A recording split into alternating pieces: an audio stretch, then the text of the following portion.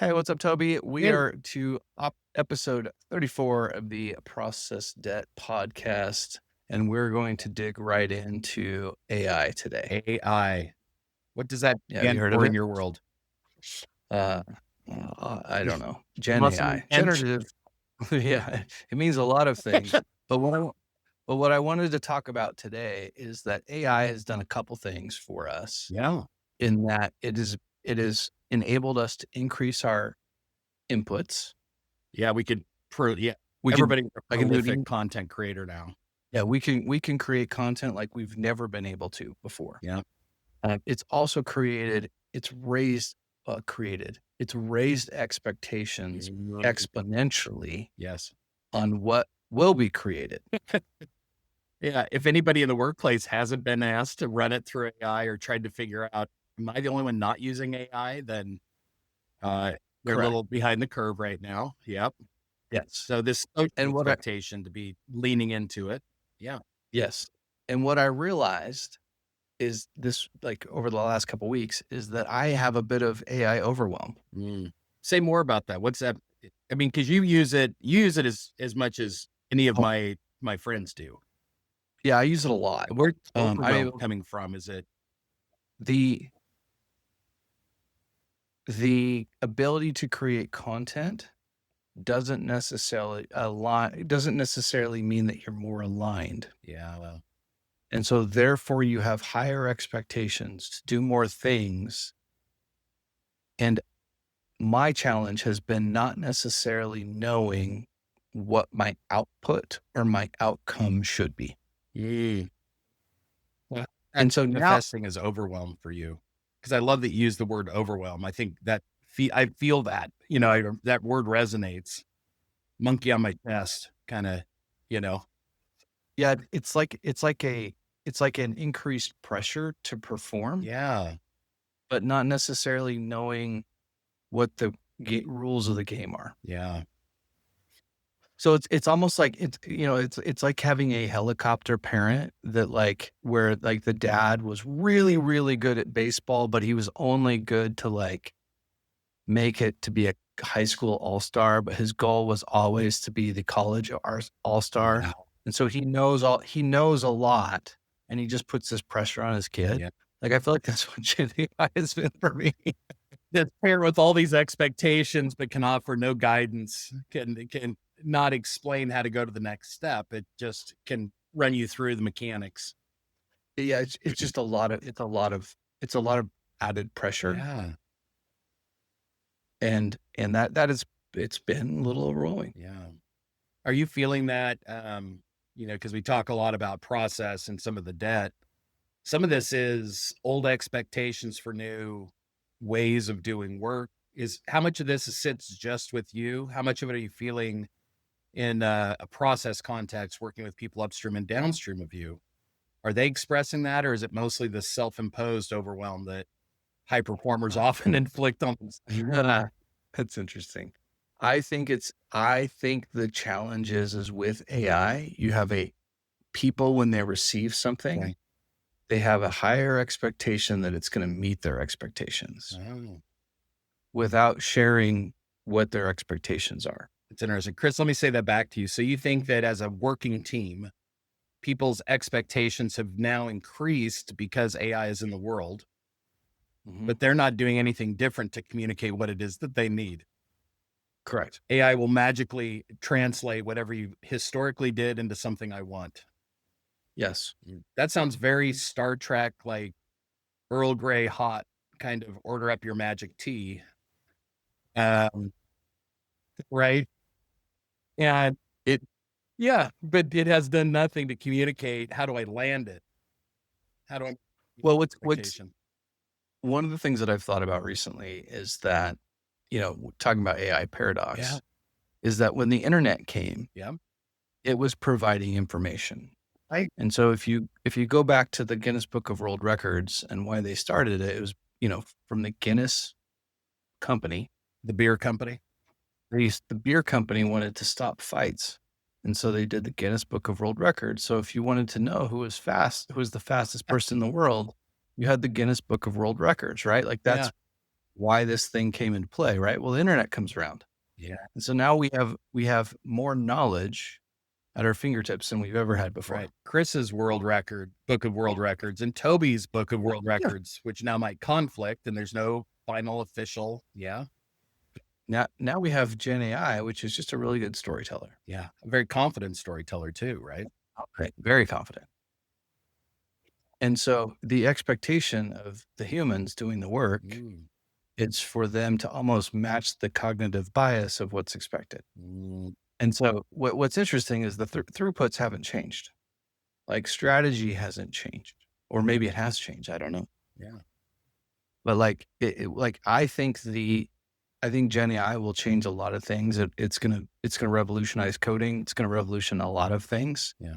But I think in larger orgs, unless they're strategically aligned, it will create a lot of sinews that just go out and look for solutions.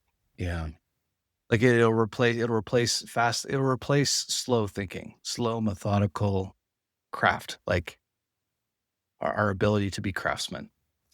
Chris, what's interesting about I love the word paradox that you used. I feel like you and I've talked about this, maybe even on the podcast. I did a lot of process reengineering on the heels of Sarbanes-Oxley compliance work. That legislation was introduced, and as it was a result of the Enrons and the MCIs, just horrible corporate malfeasance, people doing wildly inappropriate and very modern things. They were just, 20 some years early in their misbehavings.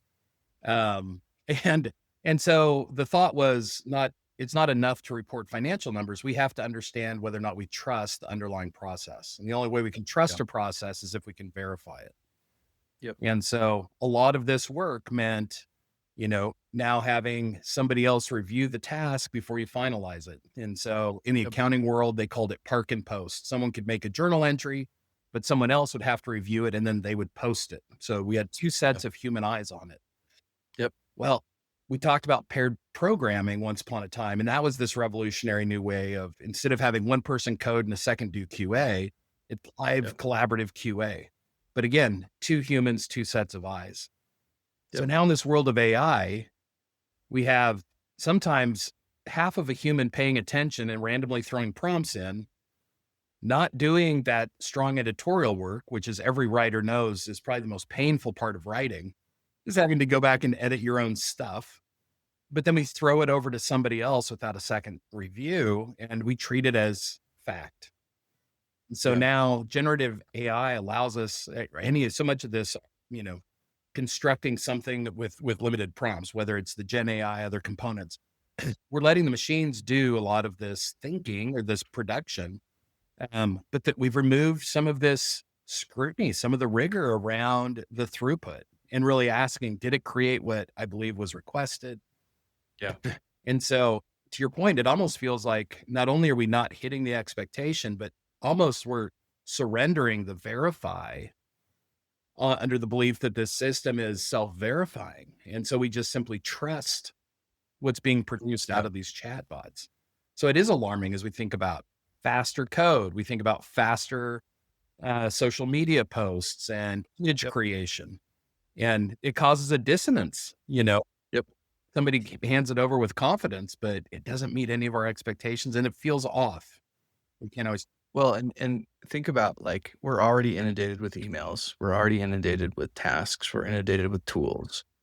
And Gen AI is just another input into our already crowded brain. Yeah.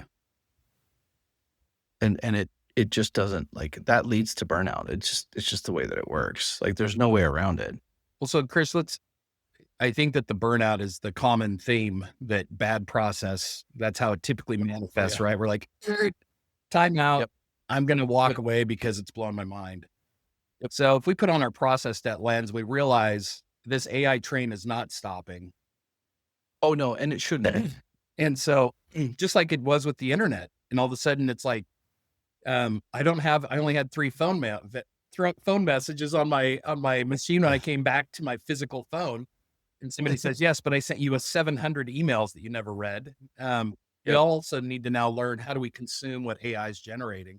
So what are these thoughts about avoiding burnout and much higher inputs, higher expectation of outputs, but our throughput, our ability to be present to the work and really Yeah. manage it in a way that we can own it and have some Yeah. accountability for it? What are some thoughts that you've been kind of stirring around or sitting with? Yeah. And we don't have time today. Maybe we should talk about this in the next podcast, but I Oh, just that's a good finished help. Cal Newport's book on slow productivity. Yeah, And great off.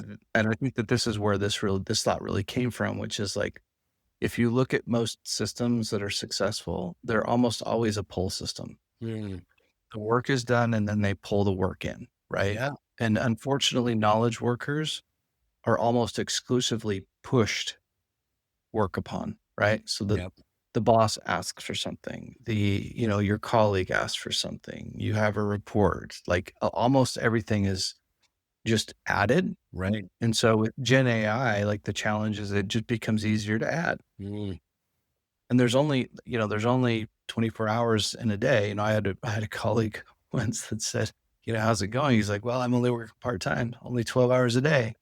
I was like, that's awesome. yeah. And what a horrible scenario to find yourself in. Like, Oh yeah. I know that there's days where even on the longest day, a very productive day, I'm super Yeah. aware of the 17 things that I've left unfinished. Oh yeah. Um, and honestly, I think the more productive I am, the more aware I am of what's unfinished because I've got them all organized. That's why I was able to be so Yep. productive. So, Yeah. Yeah. And I think if we I think that's what gets lost mm, is like, if we can slow down and do the one thing and do the one thing well, yeah, and it aligns corporately with where you're headed, then like magical things can happen. yeah, But if it misses, right? Or if everybody's just doing all the things because they can do it faster, like not everything needs a sports car, right? They're mm, not out farming the fields with a Ferrari. There's a John Deere tractor out there having a grand old time. that's right. I love the right tool for the job. Yeah.